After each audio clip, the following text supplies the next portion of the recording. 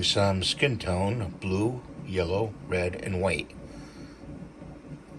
About a quarter of blue, quarter of yellow, and about a quarter of red, and a little more white. The bottom about that much, and then do the same for the other two colors. This, get a dark brownish red color, and you're gonna add white, a lot of it. About 4 squirts of white in there and stir it vigorously. And I'm gonna add some thinner to it in the bottle and shake it up. Put the mixture in, and we added some thinner to the mix, and we're gonna cap it off and shake it up. Poured some out, and it's a nice tan color of flesh tone, medium tan.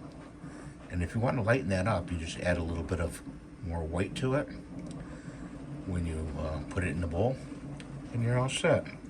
Thanks for watching. Have a great day, and God bless you. Please rate, subscribe, and give the thumbs up.